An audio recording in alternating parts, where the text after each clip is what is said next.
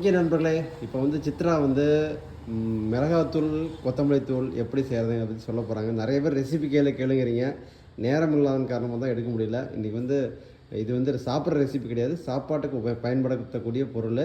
அதோட ரெசிபி பார்த்துக்குங்க. பெரும்பாலும் நாங்கள் மஞ்சத்தூள் கொத்தமல்லி தூள் வெளியில் வாங்குறதில்ல, பெரும்பாலும் இல்லை, எப்பயுமே வாங்குறதில்ல, வீட்டில் மட்டும் தான் செய்ய போகிறோம். அது எப்படின்னு சொல்ல போகிறாங்க. Okay Chitra, you can start. வணக்கம் நண்பர்களே. மிளகா 1 கிலோ வாங்கி வெயில்ல அப்படியே நல்லா காய வச்சிடறோம். 2 நாள் 3 நாள் நல்லா காய வச்சு எடுத்து வச்சிட்டோம். 1 கிலோ தான் கொஞ்சம் அதிகமாக இருக்குமா இருக்கு? இல்லை, இது 2.5 கிலோ ஓகே வாங்கி இது காய வச்சிட்டோங்க. பாருங்க, இப்படி உடைச்சா உடையணும். அந்த அளவுக்கு காஞ்சிச்சுன்னா மிளகா காஞ்சிருச்சுன்னு அர்த்தம். இது அப்படியே அரைச்சி மிளகாத்தூள், வரமிளகாத்தூள். இது வந்து கொத்தமல்லி தூள். கொத்தமல்லி தூள் எப்படின்னா வறுத்துடணும்.